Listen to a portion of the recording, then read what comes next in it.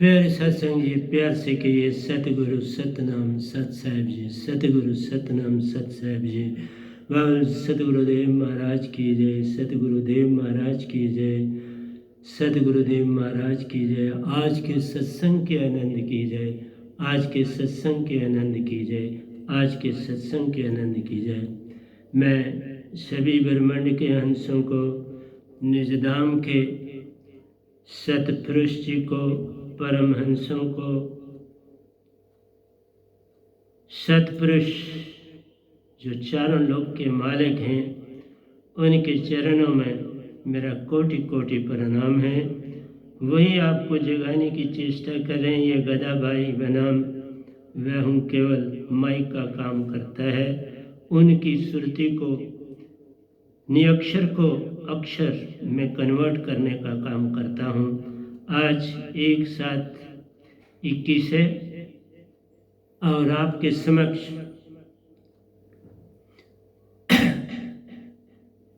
जो प्रवचन वो देना चाहते हैं, सतपुरुष एक वृक्ष है, निरंजन उनके डाल। सतपुरुष एक वृक्ष है, निरंजन उनके डाल। 3 देव शाखें में पात फूल संसार।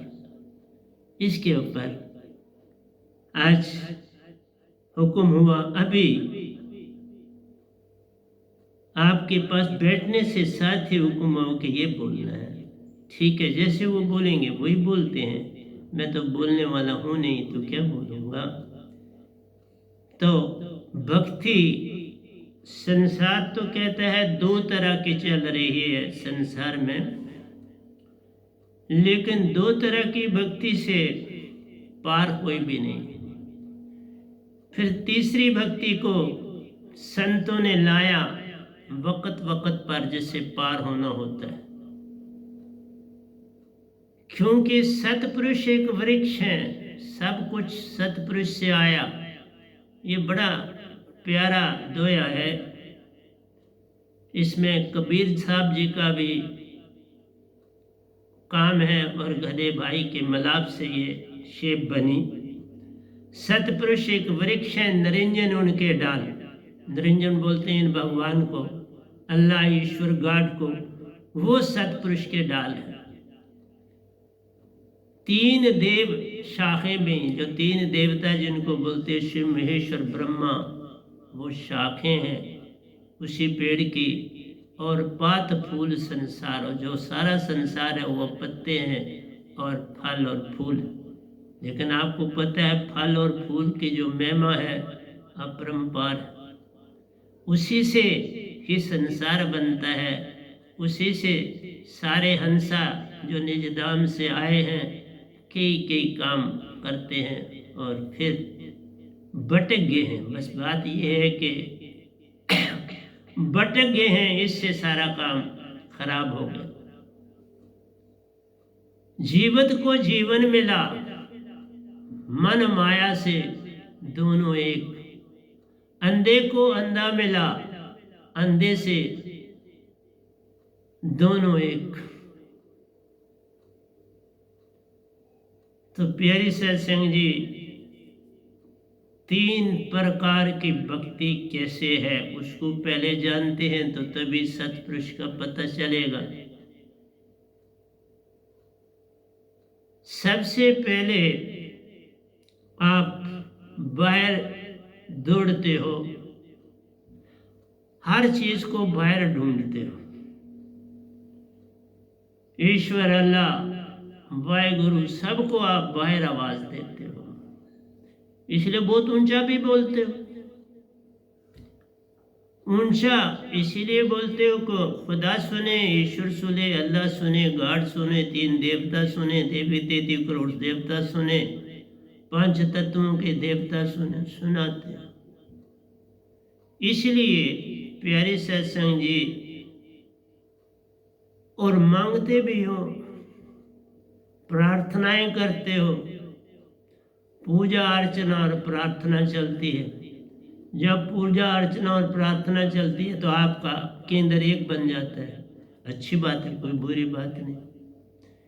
लेकिन उस एक केंद्र से सिर्फ आपकी मांगे चलती हैं, बातचीत चलती है, ये चाहिए, ये नहीं चाहिए, ये मुझे हो गया, ये नहीं चाहिए, ये क्यों दिया मुझे नहीं चाहिए था।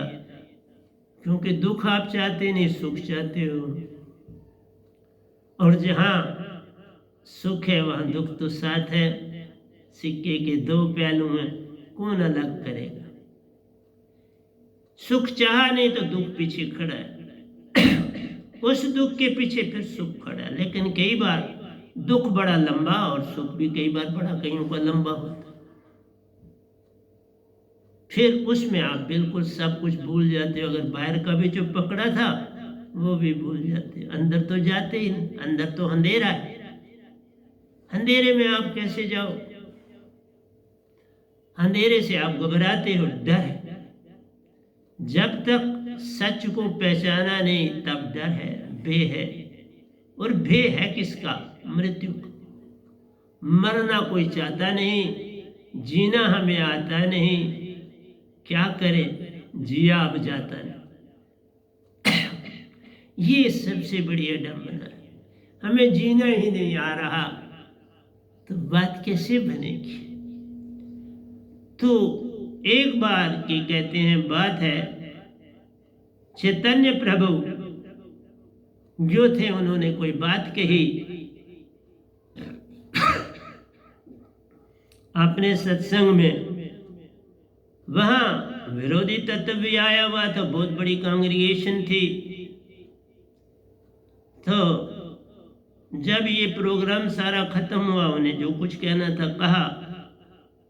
जब वो जाने लगे अपने आश्रम की ओर तो उन्होंने सबको अलविदा किया कि भाई जाओ अपने अपने घरों में, चलो आया बहुत अच्छा।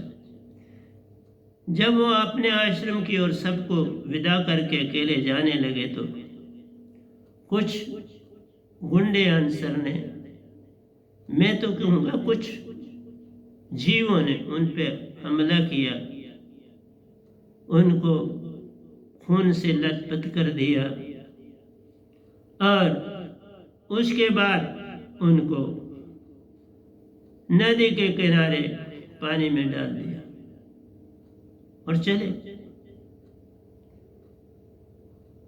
कुछ समय के बाद उन्हें होश आई, देखा कि वो खून से भी लथपथ है, चोटें भी आई हैं। लेकिन सबसे पहले उन्होंने यही कहा,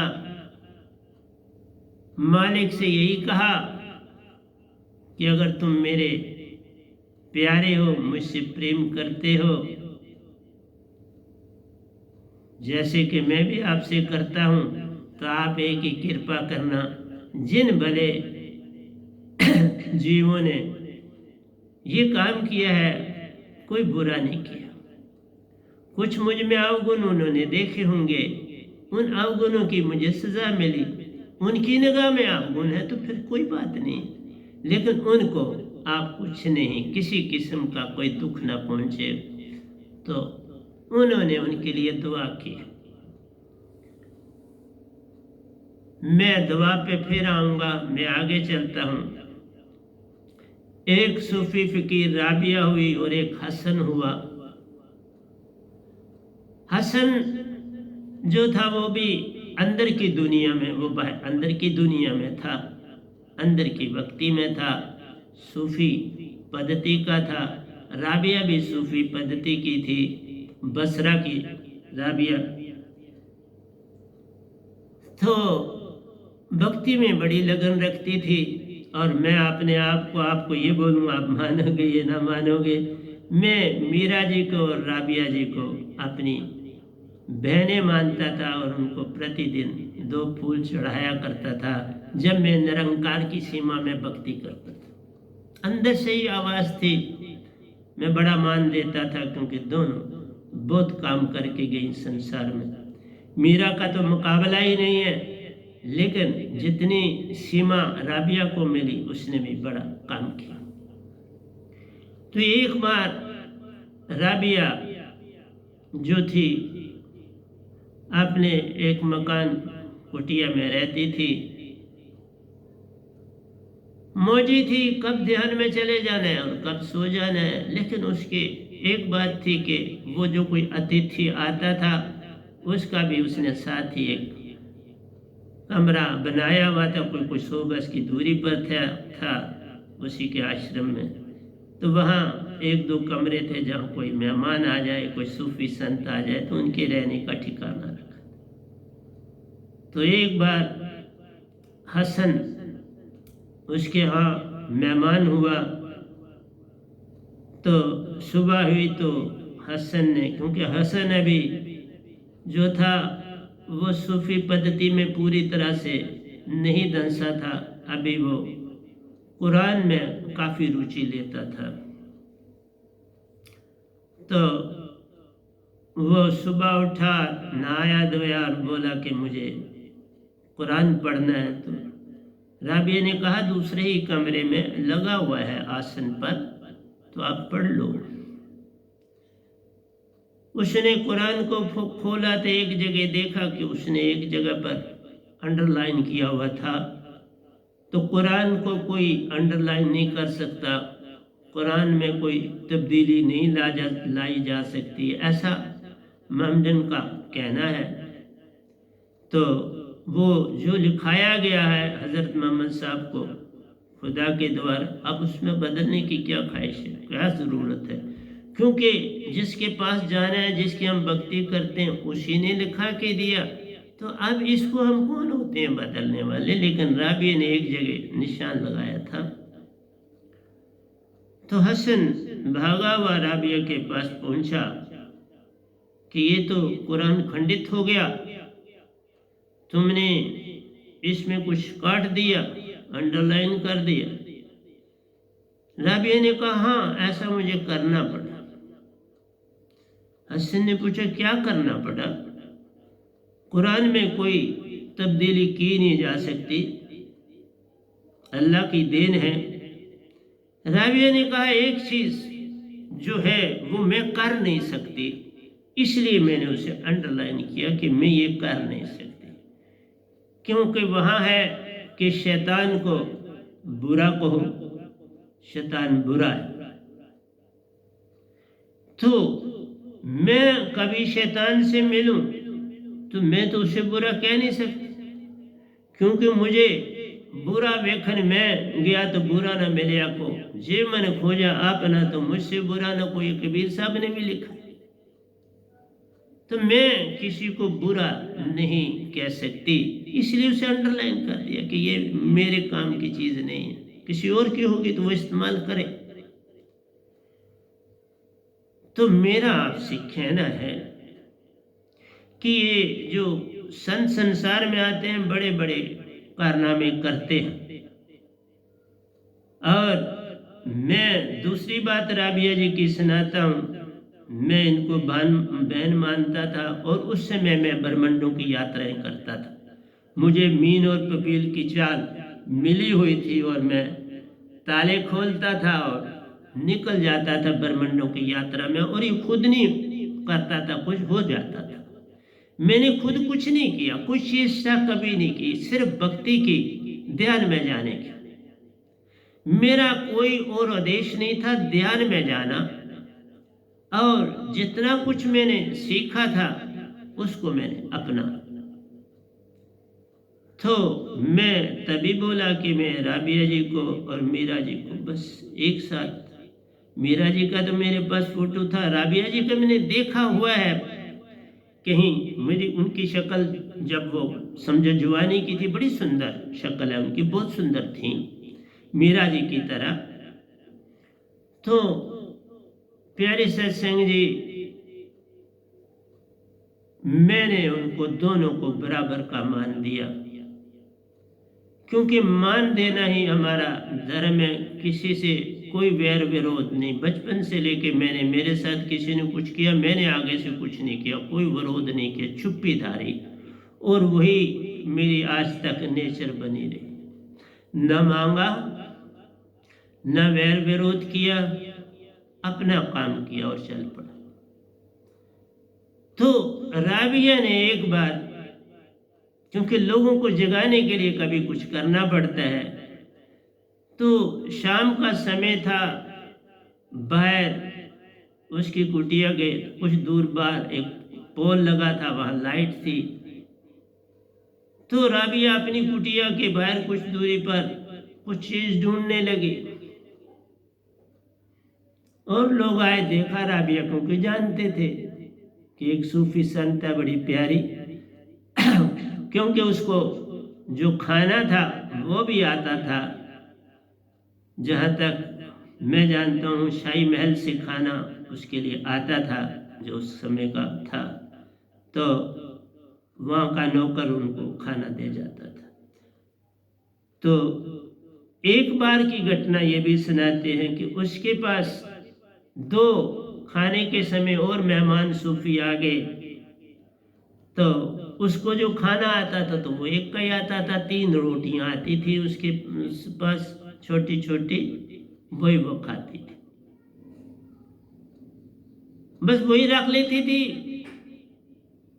दिन पूरे के लिए उनके लिए सफिशिएंट थे। तो उस दिन उनके पास 2 सूफी संत और आ गए, तो राबिया चुप रही। उन्होंने कहा 3 संत है, एक एक रोटी बांध के खा लेंगे, आएगी तो, क्योंकि समय नजदीक था खाने वाला। लेकिन जो खाना लाने वाली लाई, उसने खाना 3 बंदों का लाया। जब 3 बंदों का खाना रखा तो राबिया ने उसको पूछा, ये कितना, ये ज्यादा खाना तो क्यों लाई? उसने कहा कि महारानी साहबा ने कहा कि खाना ज्यादा ले जाना है, तो जैसा उनका हुक्म हुआ मैं उतना ले आई। उन्होंने 3 बंदों का खाना दिया तो मैं 3 का ले आई। तो मेरा कहना आपसे यह है कि आपसे ज्यादा आपका मालिक ध्यान रखने वाला बैठा हुआ होता है। और ये घटनाएं मेरे साथ बहुत हुई, होती, बड़ी बार होती है, कोई एक बार नहीं होती, बार बार होती है। वो सदा आप एक बार एक, तुम आओ पग, कृष्ण भगवान ने बोला ना, तुम आओ पग एक, मैं आऊं पग सो। लेकिन एक जो बात उन्होंने कही वो मेरे को नहीं बाती। उन्होंने कहा तुम जाओ पग एक, मैं जाऊं पग सो। नहीं, आपने नहीं जाना पग सो, आपने वहीं रहना। अगर साधक से भूल चूल हो गई है तो आप थोड़ा ही वो करेंगे बात, आपको तो नहीं ना जचता। यही चीज राबिया कहती थी अगर किसी को शैतान बुरा लगता है, और मेरा आप सबसे ये प्रश्न है कि कोई तो मुझे बताओ शैतान कहाँ है? आपको शैतान का नहीं पता तो शैतान को आप पत्थर कैसे मार सकते? मैं पूछता हूं, मेरे पास कोई आता है, मैं बोलता हूं कि शैतान है कहाँ है, वो बता तो दो। पर कोई जवाब नहीं होता, कहते हैं शैतान। इसलिए जो संत आता है वक्त का उसको सब कुछ पता होता है। मैं जो आपके सामने गधा भाई बैठा हूं, सच कह रहा हूं, सब कुछ पूरा नक्शा चौथे लोग का, इन 3 लोगों का, 3 देवताओं का, अवतारों का सारा नक्शा मेरे अंदर बहता है एक दरिया की तरह। सब अंदर की आंख से देखता हूं। इसलिए जब वो खाना छोड़ के चली गई तो राबिया ने अपने दोनों हाथ ऊपर उठाए और धन्यवाद किया कि आपने मेरा मसला हल कर दिया। कोई बात नहीं थी, मैं एक दिन एक ही रोटी से काम चला लेती सुबह से शाम, कोई ऐसी बात नहीं थी। लेकिन आप इतना ध्यान रखते हैं तो चलो आपकी मेहरबानी है, आपने ये ध्यान रखा। बड़ी, मैंने कहा कि राबिया के बड़े गुण थे और वो पहले स्वर्ग में थी। देखा, मैं भी अपना रिश्ता निभाता हूं, बहन माना तो जब दात मिली तो राबिया को देखो किधर है, देखा स्वर्ग में, बुलाया स्वर्ग से, दीक्षा दी और भेज दिया। लेकिन देखा कि राबिया दीक्षा भूल गई, नहीं पकड़ पाई। मैंने फिर याद किया कि 1 महीने के बाद देखूं राबिया कहाँ पहुंची? राबिया जी आई, ऊपर वाली आश्रम की कुटिया की बात करता हूँ। वो आई और बड़ा सिर झुका हुआ था। मैंने पूछा क्या बात है, आप आज उदास भी हैं? ये तो कभी आप में आना नहीं चाहिए, आप तो सदा खुश रहने वाले, सदा खुश रहें, अब क्या दुख की बात? कहा कि जो शब्द आपने दिया था वो मैं भूल गई। मैंने कहा कोई बात नहीं, आप दूसरे ही दिन मुझे याद करती, मैं आपको बुला लेता, आपने मुझे याद नहीं किया। बोली कि क्या करती, मैं तो बस समझ ना आई कि मैं कैसे भूल गई, क्या बात हुई? फिर दे दीक्षा। और आज वो मानसरोवर में, अब जब कभी जाऊंगा तो मानसरोवर से निजधाम ले जाऊंगा। मीरा जी खुद बे खुद रविदास जी की शिष्य बनी और निजधाम में, लेकिन मानसरोवर भी ठीक स्थान है, मैं जब जाऊंगा तो मैं उन्हें ले जाऊंगा। आपसे ये कहता हूं कि भक्ति 3 आयामों में है। एक तो आप आरती पूजा अर्चना करते हो, आरती पूजा और अर्चना में एक ही सामने लक्ष्य होता है, एक ही की फोटो होती है, एक के ऊपर आपका ध्यान होता है। और जब आप ध्यान में जाते हो तो ध्यान चक्रों से जाना पड़ता है, लेकिन कुछ लोग इसी तरह से ध्यान में जाते हैं शब्द का सिमरन करके, वो भूल है। अगर आप मुझसे पूछते हो, उस महान भी इससे महान बन जाए उसे बड़े दुख उठाने पड़ते, क्योंकि उसके अंदर मान है बहुत बड़ा। वो किसी को गुरु नहीं बनाने के लिए तैयार है, गुरु बनाना ही पड़ता है, सतगुरु को पाना ही पड़ता है, चाहे तुम किसी भी धर्म के हो। तभी जो गुरु को नहीं मानने वाले उनमें ज्यादा मान होता है।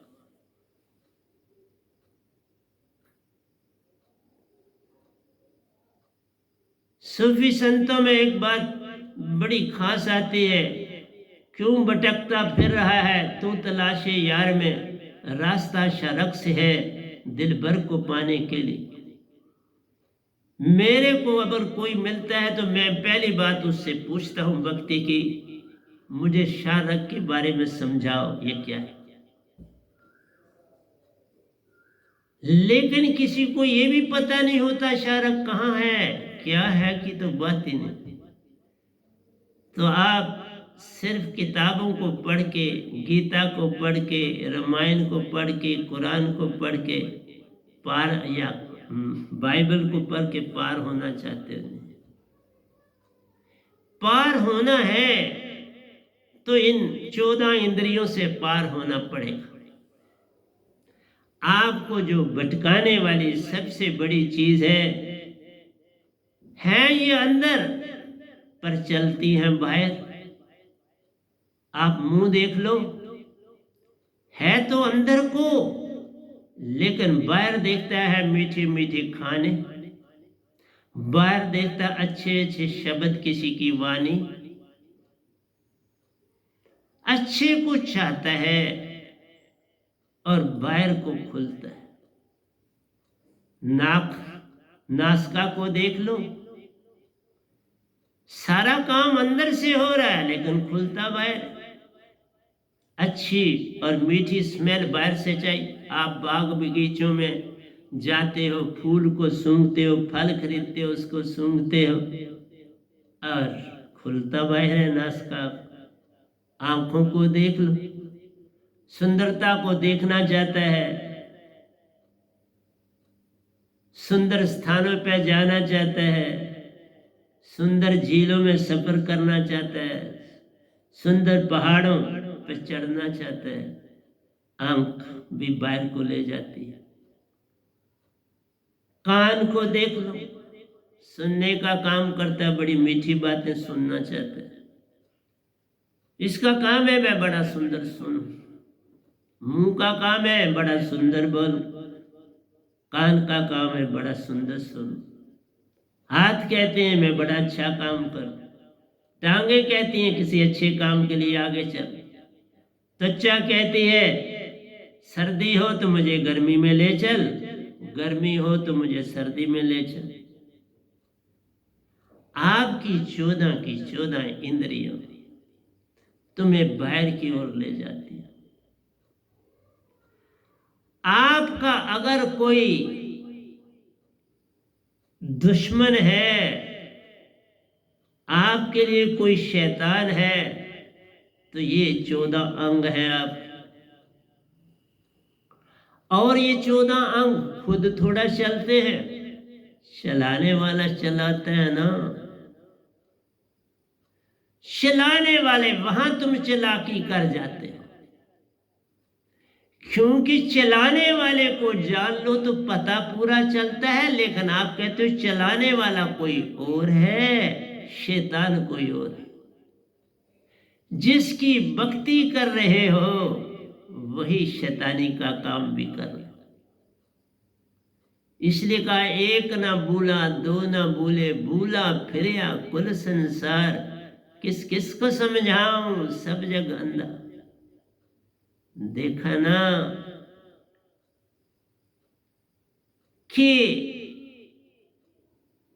जिसको तुम याद करते हो, जिसको पुकारे करते हो, जिसका ध्यान करते हो, वही तुमको सच्चे राह पे चलने नहीं दे रहा।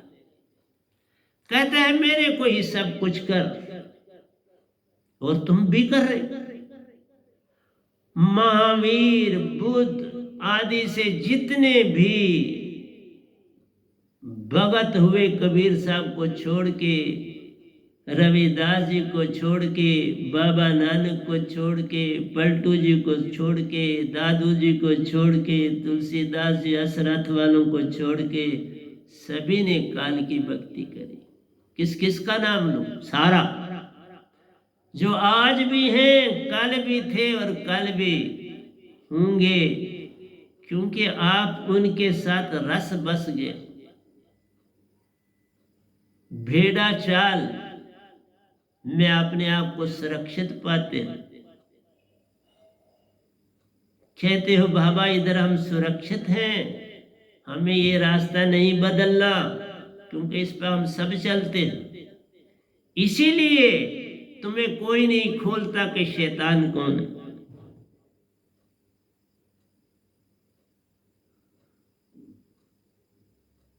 एक ओंकार कार कराला, जीव नचाए करे बेहाला, उसको किसी ने नहीं पूर्ण जाना। ताई से सारा जग दुखी ले जान, सुख की बात कहीं मत जान। इसलिए जिसका तुम ध्यान करते हो, जिसकी पूजा अर्चना करते हो, जिसकी आरती करते हो, वही तुमसे शैतानी भी कर रहा है।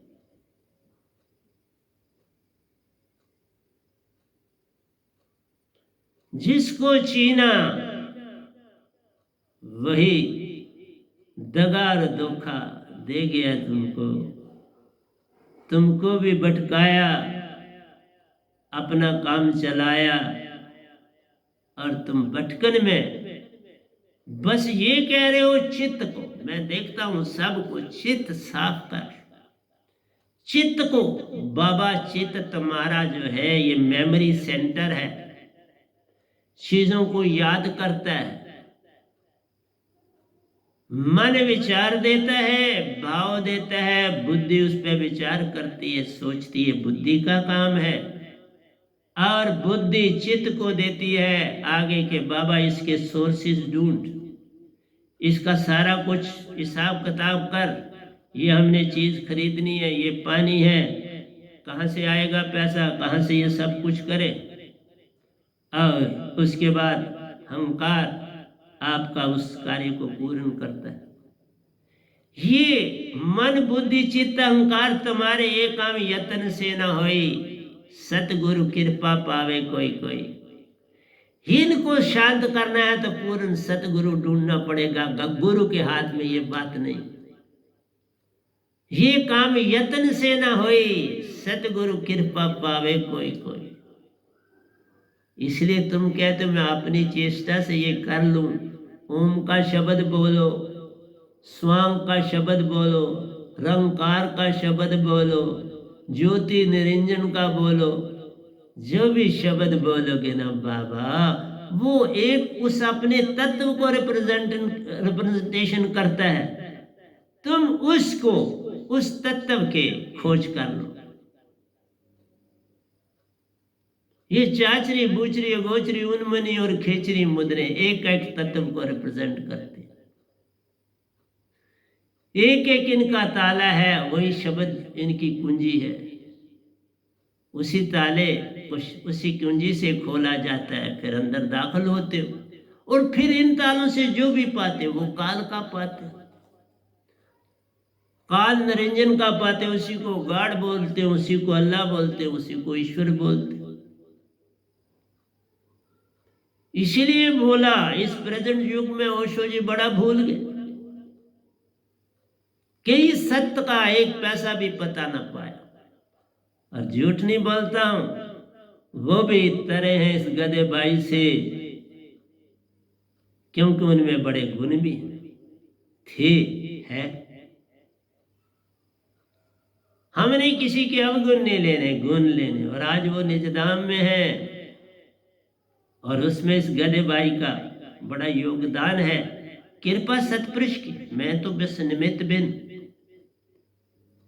इसलिए तुमने अपने कर्मों से अपने आप को जगाना है।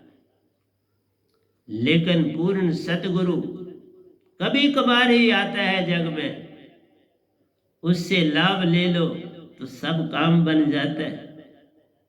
तो मैं आता हूं उस राबिया को, वो जब चीज ढूंढ रही थी ना, वो संसार को जगाना चाहती थी बेचारी। तो कोई ना कोई संत लोग, गुरुआ लोग जागे हुए कोई ना कोई तो करते। तो पता था बहुत बड़ी सूफी संत है राबिया, तो लोग पहुंचाए कि आप क्या ढूंढ रही हैं। अब काफी एज भी हो चुकी थी उनकी। उसने कहा मेरी कोई चीज गुम गई है और उसको मैं यहाँ ढूंढ रही हूँ। अब अंधेरा हो गया है तो अब मैं जहाँ बल्ब है मैं वहां जा रही हूँ, वहां ढूंढूंगी। वहां बाकी लोग भी चले गए। लेकिन उन्होंने कहा, किसी एक ने आया कोई, उसने कहा राबिया जी आपकी चीज गुमी कहाँ, गिरी कहाँ? उसने कहा गिरी तो अंदर थी, लेकिन यहाँ वहां अंधेरा, मेरे पास कोई दिया रोशनी बल्ब नहीं है, लालटेन नहीं है, तो मैं बाहर ढूंढने आ गई।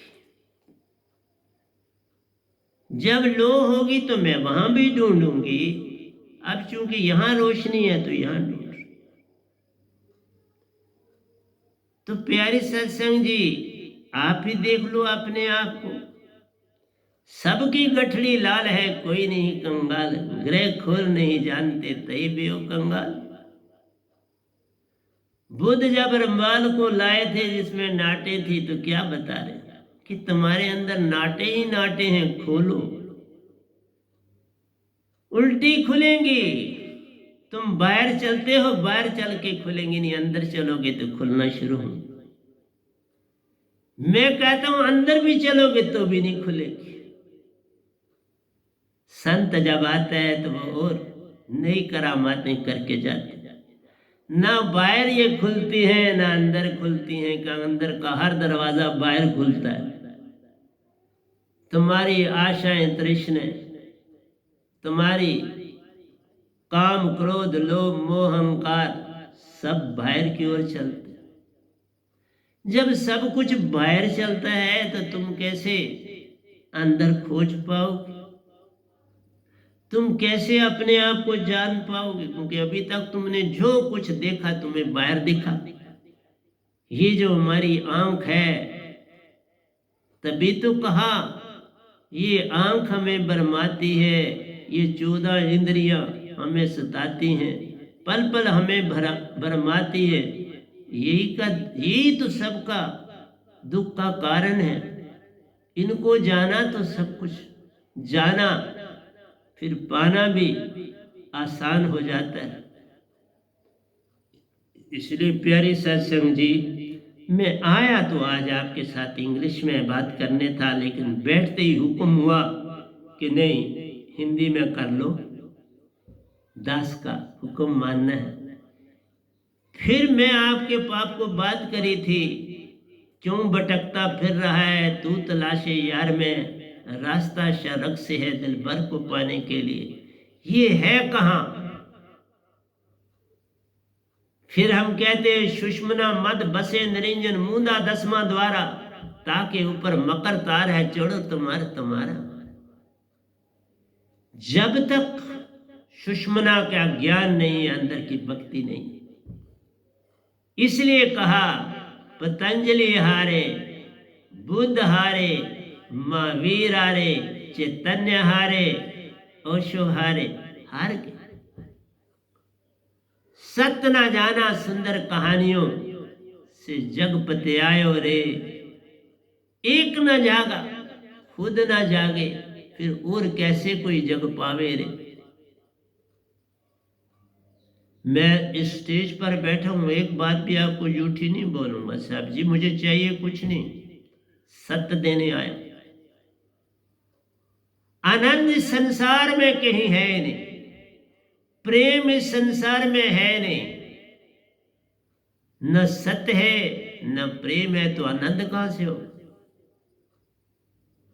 जिन रास्तों से तू चल रहा है, उन रास्तों में कहीं आनंद प्रेम सत्य नहीं। वस्तुओं से इन तीनों का संबंध नहीं, इन 14 इंद्रियों से इन तीनों का संबंध नहीं, फिर कैसे पाओ। जिन शब्दों को तुम ले रहे हो, उन शब्दों से इन तीनों को नहीं पाओ। न ओम से पाओगे, न रंकार से पाओगे, न ओंकार से पाओगे, न ज्योति निरंजन से पाओगे, न सत शब्द से पाओ। अब अगर पाना है तो वह नाम शब्द से पाओ, क्योंकि जैसी रोशनी होती है वैसा ही रोशनी का दूसरा रूप उसको जगाता है। अगर बल्ब लगाया है, चाहे किसी भी घर में हो, तो स्टेशन से, पावर हाउस से बिजली आएगी तो उसको जगाएगी, और कोई रास्ता नहीं। लैंप को जगाना है तो तेल चाहिए, दिए को जगाना है तो तेल चाहिए।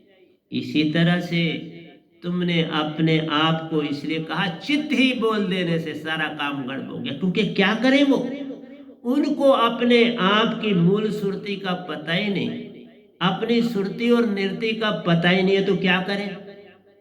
और सुरती निरति का पता ही नहीं, तो आप संत तत्व की धारा को नहीं जानते। सुरती निरति का पता ही नहीं है तो चौथे लोक को नहीं जानते, आप अमर लोक को ही नहीं जानते, सतपुरुष को ही नहीं जानते, इस काल भगवान के साथ लगे होते। यही तो आपको भटका रहा है। मन ही आवे काल कराला, जीव नचाए करे बेहाला।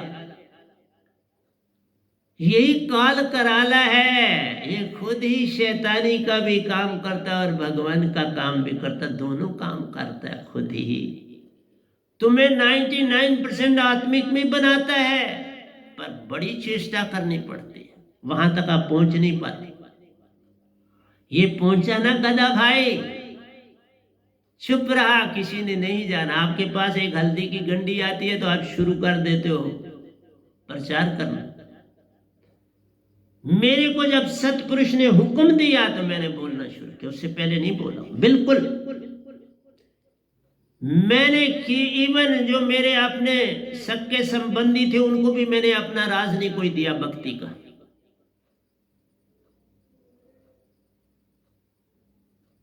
सिर्फ एक बार जिस समय मैं सतपुरुष का हो गया तो श्रावका जी ने मुझे, मैं टेरेस पर था क्योंकि मैं शाम को टेरेस पर चला जाता था, वहीं मैं योगा करता था, साथ में सिमरन करता था। तो इन्होंने एक बार मुझे कहा, कोई झलक मुझे भी तो दिखा दो,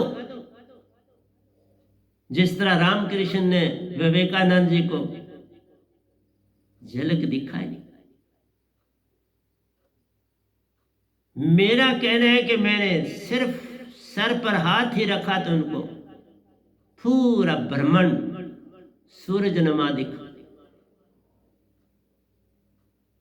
वो रोशनी से भर गया। एक सेकंड, तुम सफा हो जाओ और मेरे पास आओ, सब पा जाओगे।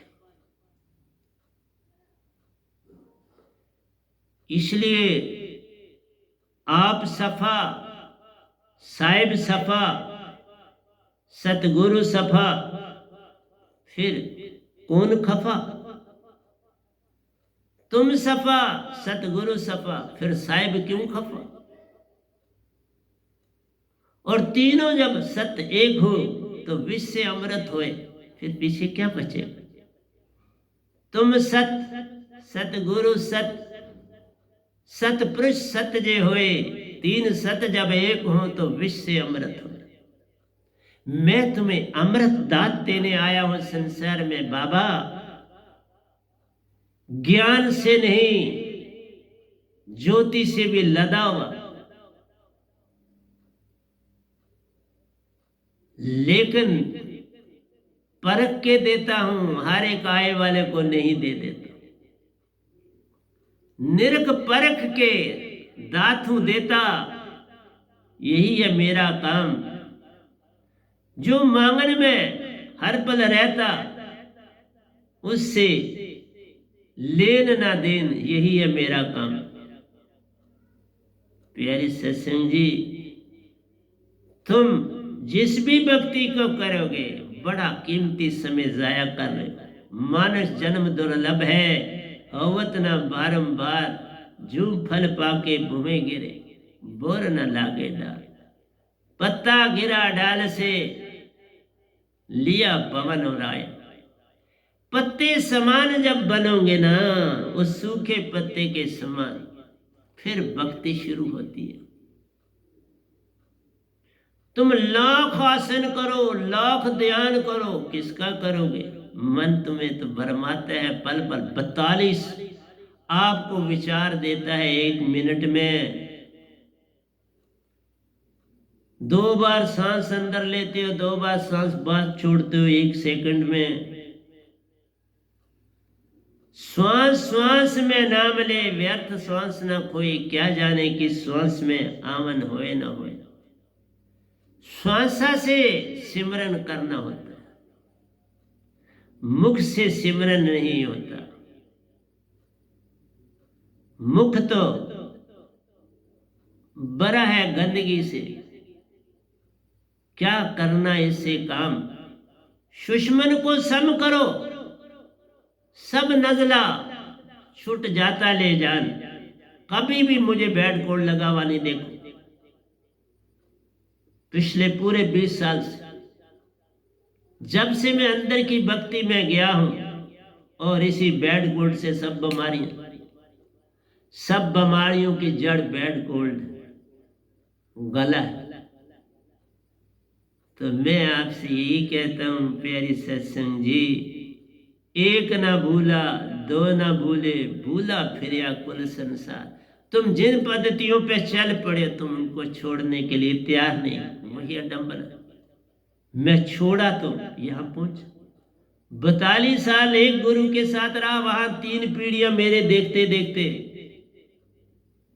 आगे चली गई। गद्दियां बदलती रही मेरे सामने, और मैं शिष्य वो देखता रहा। दूसरी पत्ती में गया, वो अपने आप ही मुझे दात को देने आ गया। हम नाने नहीं की, भाई तुम्हारी दात भी देख लेते। 8 साल उस दुनिया में रहा, फिर 1.5 साल निरंकार भगवान ही मेरे गुरु बने। गुरु बिन गत नहीं तो शाह बिन पत नहीं। गुरु करना ही पड़ता है, तुम लाख कोशिश करो, किसी भी धर्म के हो नहीं सकते। कभी कोई पार नहीं होता, तुम इक्का दुक्का मसाल दे देते हो तो उससे बात नहीं बनती। वो भी धोखा शैतान का होता है।